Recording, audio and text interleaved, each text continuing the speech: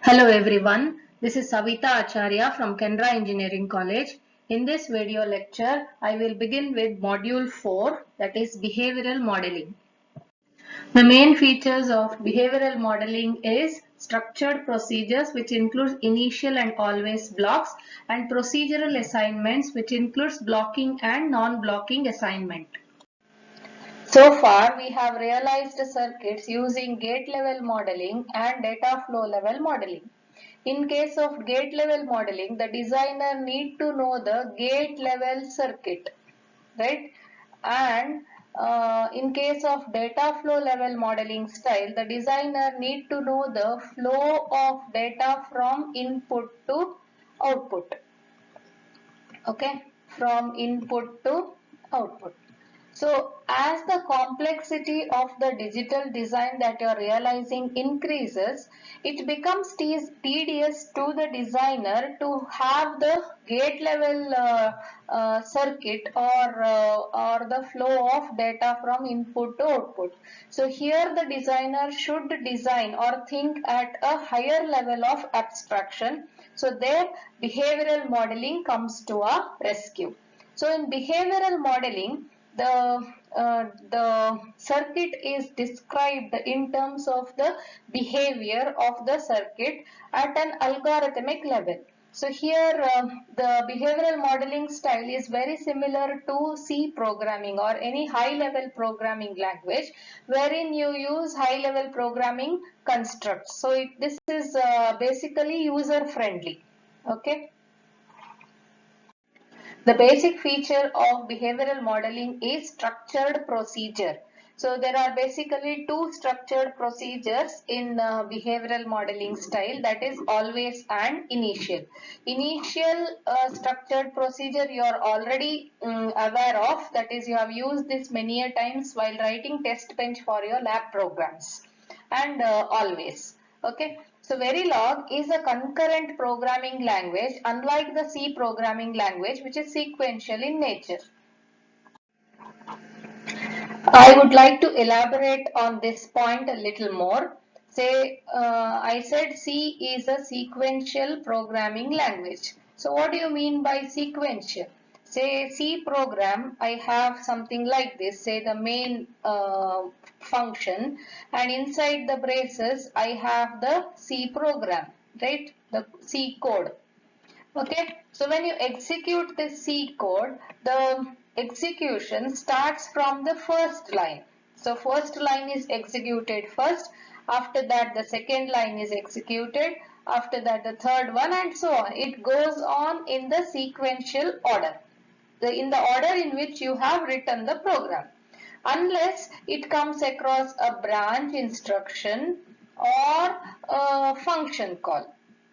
So in these two cases, the execution will take a different route depending on the branching destination and the function call. Now I said Verilog is a concurrent. This is for C. Verilog is a concurrent execution. So what do you mean by concurrent? The literal meaning of concurrent is simultaneously. Okay, so here the instructions or the lines of code will be executed concurrently or simultaneously.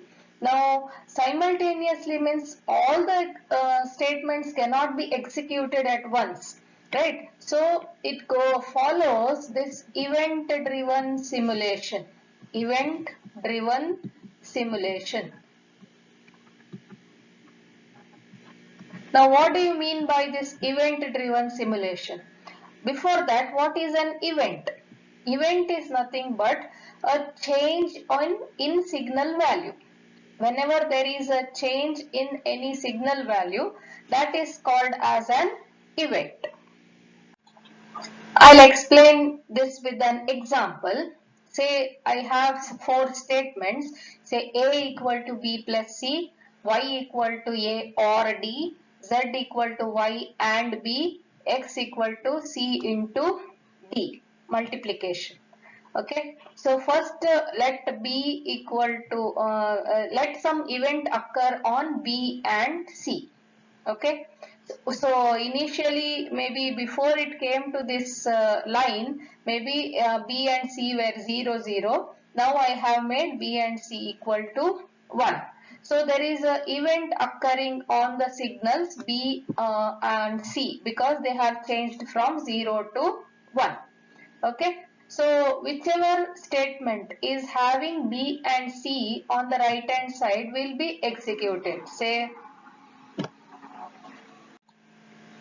this one and this one and this one, right? There is B and C in this expression, B in this expression and C in this expression. So all three will be executed at once, say at time t equal to 0. Okay. Then after a delay, say t plus delta, now A has changed.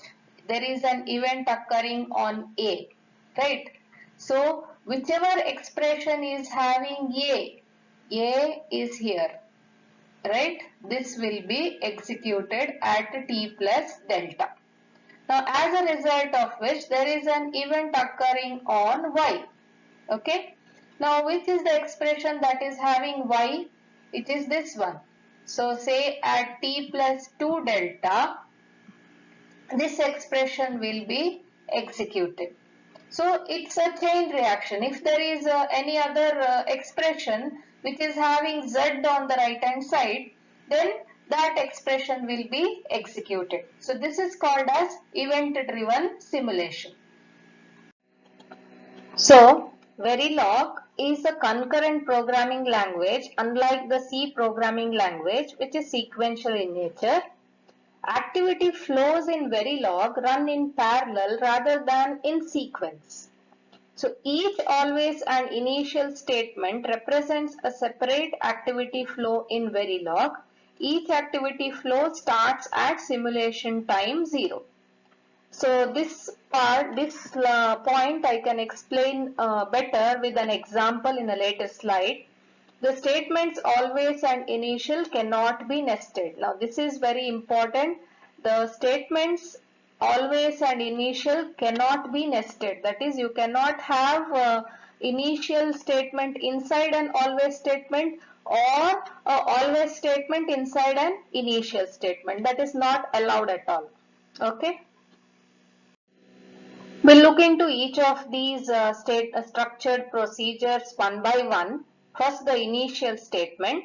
All statements inside an initial statement constitute an initial block, meaning the statements that need to be included inside the initial block should be enclosed between begin and end. That you have already seen while writing the test bench. An initial block starts at time 0, executes exactly once during a simulation and then does not execute again. So as the name itself specifies, the initial block is only executed initially, that is only once during a simulation, and the main part is it starts its execution at time t equal to 0. If there are multiple initial blocks, each block starts to execute concurrently at time t equal to 0 and each block finishes execution independently of the other blocks. So, I think we have seen multiple initial blocks in case of while executing sequential circuits in the lab. That is one initial block for the clock for generating the clock and one initial block for applying the stimulus, that is the inputs in case of realizing the flip-flops, right? So when there are multiple initial blocks, each block will be executed independent of each other, and both of all the multiple blocks will start execution at time t equal to 0 and go on executing as per their statements included independently. We look at this initial statement with an example. So here there is a program code given. The module name is stimulus and there are 4 initial blocks in this program. So the first initial block says m equal to 0. In the second initial block with the delay of 5, a equal to 1, and with the delay of 25, b equal to 0.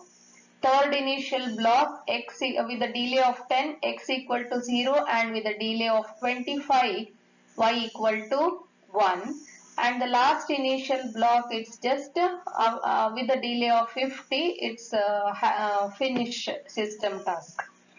So here all the initial blocks will start, as per the definition, all the initial blocks will start execution at time t equal to 0. Okay. So if there are no delay specified, then that statement will be executed at time t equal to 0. If the delay is specified, that delay will be taken into account and then the corresponding statement will be executed. So I just write the order in which the statements will be executed and their corresponding variable changes. So at time t equal to 0, all will be triggered in execution, but the output will be available at t equal to 0 only for the first initial block, because here m is initialized to 0 without any delay. So I can write that at time t equal to 0, m is equal to 0. After that, the next happening variable change is after a delay of 5, a equal to 1. After a delay of 5, that is at t equal to 5, 0 plus 5, a equal to 1. Next, so this second statement will be executed at 5 plus 25, that is at 30. But here before 30 this will be executed, that is 0 plus 10. So at 10 x will be initialized to 0. So I can write the next variable change that will happen is at 10 x will be equal to 0. Next variable change in the sequence would be this one, that is at 30, 5 plus 25, that is at 30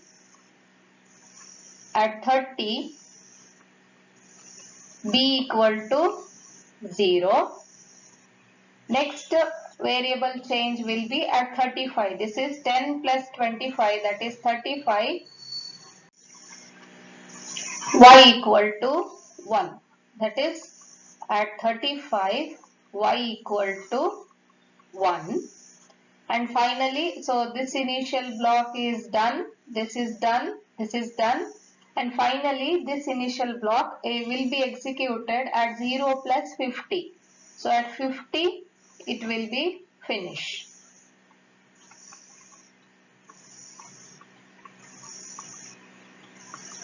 Okay. So this is how the sequence of operations happen when there are multiple initial blocks.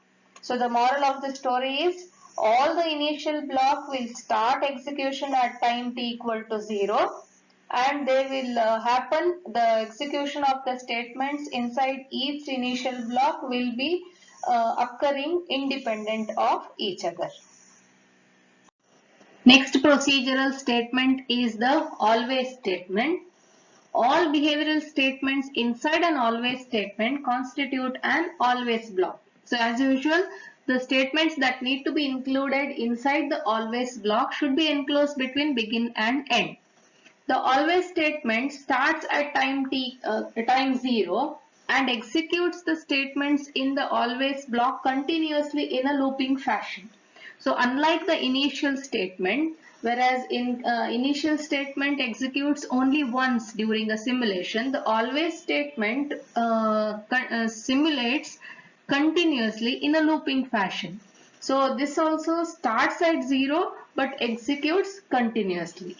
This statement is used to model a block of activity that is repeated continuously in a digital circuit.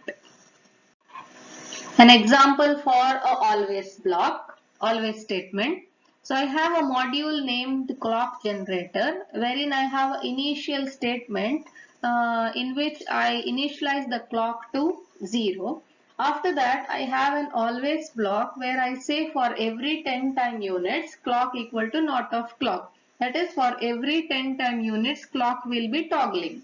As a result, we are actually generating a continuous train of clock pulses with a pulse period of 10 time units, and which results in a clock period of 20 time units, right? So something similar we have done in the lab for clock generation in flip-flops.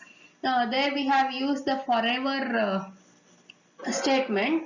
You can also replace it by the always statement. Now this will continuously toggle for every 10 time units till 1000 time units. So here this initial block which will start execution at time t equal to 0, but this statement will be executed only after a delay of 1000 time units. So after 1000 time units I say finish. Okay. So here you have three procedural constructs, that is initial statement, two initial statements and one always statement. So all these statements will start execution at time t equal to 0, but only this will be executed first, that is with no delay at time t equal to 0 only we are initializing clock to 0. And here always statement, it is unlike initial statement which will continuously execute. So this for every 10 time units clock will be toggling, and this one after a delay of 1000 time units this will be executed. So note here, the initialization of the clock to 0 is done in a separate initial block and not inside the always block. Now think what will happen if you put this statement, that is clock equal to 0 inside the always block. Every time the always block is executed, the clock will be initialized to 0, which will not serve a purpose to generate a continuous train of clock pulses. Similarly, on similar grounds, you need to have a separate initial block for stopping the execution. If this is not there, the always block will be continuously executed till power off or some interrupt interrupts this. Okay. So that is why to stop the simulation, we have a separate initial block wherein we give appropriate delay and call the finish task. The next feature of behavioral modeling is procedural assignments. Procedural assignments update values of register, integer, real or time variables. The value placed on a variable will remain unchanged until another procedural assignment updates the variable with a different value. These are unlike continuous assignments as in data flow modeling, where one assignment statement can cause the value of the right-hand side expression to be continuously placed onto the left-hand side net. Now in data flow modeling, we have seen continuous assignment statements wherein you use nets there. The nets are continuously assigned the values on the right hand side to the left hand side, right? So here in procedural assignments, the value placed on the variable will remain unchanged until another procedural assignment updates the variable with a different value. So here these registers come into picture. There are two types of procedural assignments, that is blocking and non-blocking. In blocking, assignment statements are executed in the order they are specified in a sequential block. So the blocking assignment statements you are familiar with, it is same as what you have used for the test bench, that is initial block. Okay, so they are executed in the order in which they are specified. A blocking assignment will not block execution of statements that follow in a parallel block. Meaning of this statement is, if there are multiple initial blocks, they will be executed simultaneously. Okay, one initial statement or always statement will not block the execution of a parallel block. and the blocking assignment operator is single equal to symbol. Okay. Let us look at an example on blocking assignments. So I have here a piece of code wherein I have an initial block. Inside this initial block, there are these many statements without any delay. That is x equal to 0, y equal to 1, z equal to 1, count equal to 0, register A equal to 16, tick B 0, register B equal to register A. All these statements will be executed at time t equal to 0. Say at time t equal to 0, all these statements will be executed. That is x equal to 0, y equal to 1, z equal to 1, count equal to 0, register A equal to 16, tick B 0, and register B equal to register A. Now the next statement is with a delay of 15 time units. That is, previous execution time is at t equal to 0. Now 0 plus 15 is t equal to 15. So at t equal to 15, the statement, that is register A of 2, will be assigned 1. The next statement is at after a delay of 10 time units.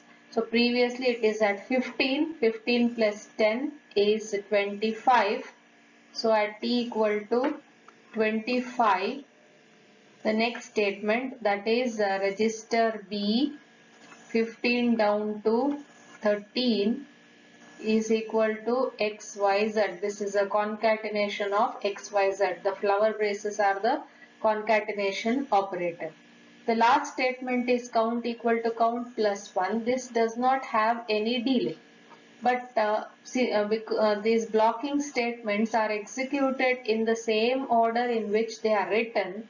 That's why even though there is no delay for this, but the previous statement will be executed only at 25.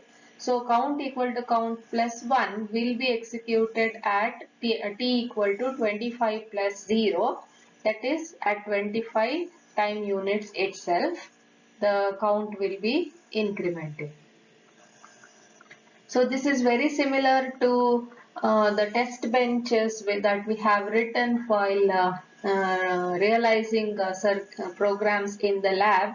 So this is the how the blocking assignment statements work. So this I've just summarized whatever I have explained in this slide. Next is non-blocking assignment. In non-blocking assignments, they allow scheduling of assignments without blocking execution of the statements that follow in a sequential block. So unlike blocking assignment statement where the statements are executed in the order in which they are written, here in the non-blocking assignment, the statements will be executed simultaneously and the delay will be taken into account as per the schedule, or as per it is specified, the delay will be accounted for. The less than or equal to operator is used to specify non-blocking assignments. I have repeated the same example that we have used for blocking assignment here as well. That is for non-blocking assignment. So you can see the statements are same, the same initial block. But here, apart from these which are executed at time t equal to 0, the remaining statements I have replaced the blocking assignment operator by the non-blocking assignment operator. That is, blocking assignment operator is just equal to symbol. I have replaced it by non-blocking assignment operator, that is less than or equal to symbol. And in a non-blocking assignment statement, the delay comes after the assignment operator, that is hash 15, hash 10 and so on. Okay. And count also I have replaced it by non-blocking assignment operator. So here when the initial block is executed at time t equal to 0, all these statements will be executed. That is at time t equal to 0,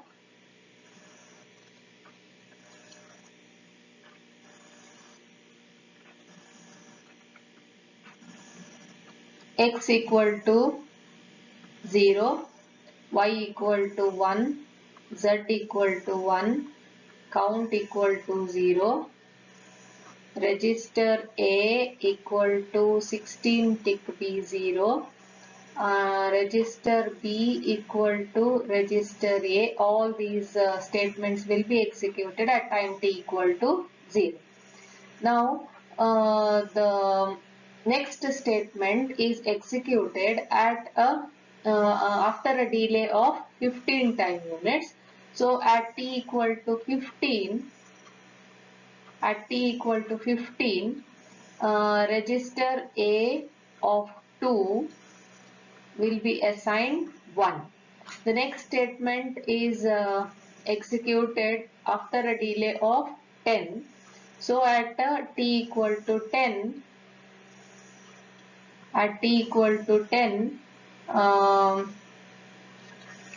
register B 15 down to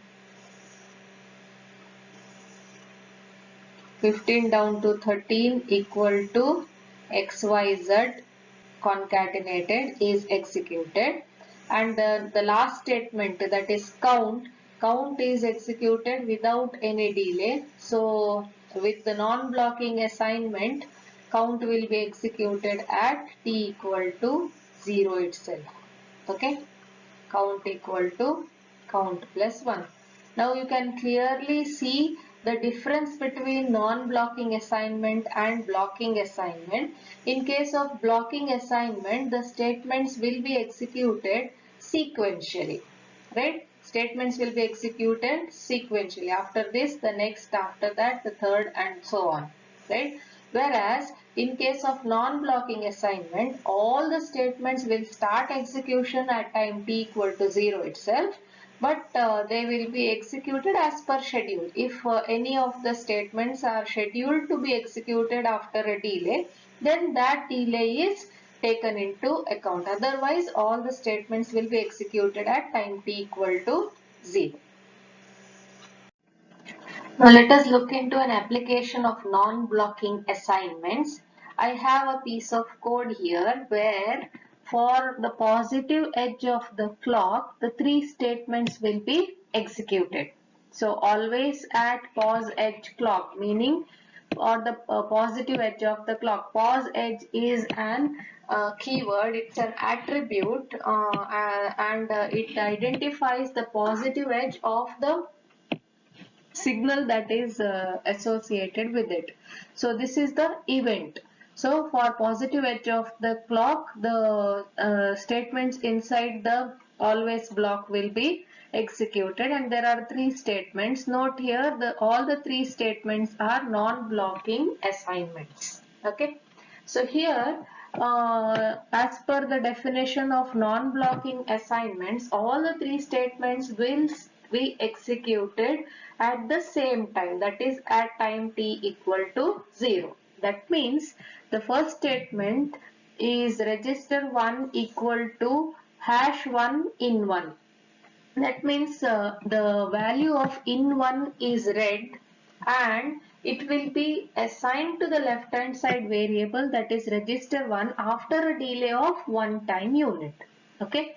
And in the second statement, the value of in2 and in3 will be read and the XOR operation of these two is evaluated, and the result will be assigned to the left hand side variable, that is register 2, at the negative edge of the clock.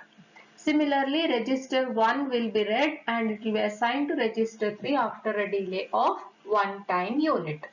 So note here, in case of non-blocking assignment, all the three statements will be executed at time t equal to 0, meaning at time t equal to 0, the value of in1 is read, in2 is read, in3 is red and register 1 is red. Okay. So all these values are read and evaluated as per the expression and stored internally. Only the delay will be coming into picture during the assignment. That is when it will be the result of evaluation will be assigned to the left hand side variable after the specified delay. Okay. So in this case, even though register 1 is getting a value of in1, still in the third statement this register 1, the old value of register 1 itself will be read and assigned to register 3. The new value of register 1 which is equal to in1 is not written into register 3 because all these right hand side expressions are evaluated at time t equal to 0 itself. So at time t equal to 0, register 1 was holding the old value, right? The new value of in1 is assigned only after a time delay of 1 time units. So this is what happens in case of non-blocking assignments. We'll take an example of swapping two variables using blocking as well as non-blocking statement. So the first part is using blocking statements. So there are two concurrent always blocks with blocking statements. So here the first block says always at pause edge of the clock A equal to B, and another block says always at pause edge of the clock B equal to A. Now, the positive edge of the clock will occur at the same time, right? So, both of the statements will be executed simultaneously. Now, there is a race around condition. We cannot predict which statement will be executed first. Either A may be getting the value of B or B may be getting the value of A.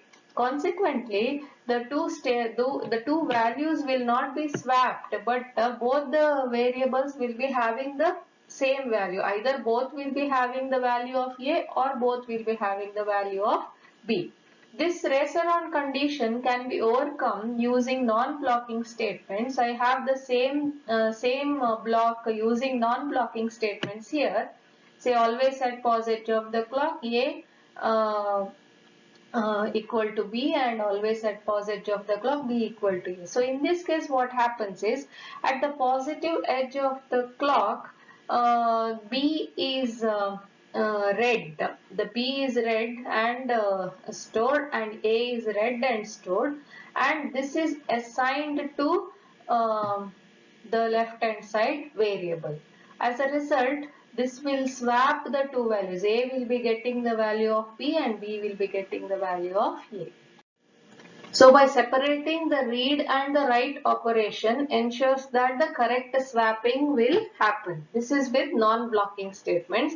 Now correct swapping can be done with the blocking statements by using temporary variables. So here I have some temporary variable A in which I store the value of A and temp B in which I store the value of B. So now what I do is A equal to temp B and B equal to temp A. So the value of B is stored in A and value of A is stored in B. This is so you cannot simultaneously execute A equal to B and B equal to A using blocking assignment. You have to go for this temporary variable method.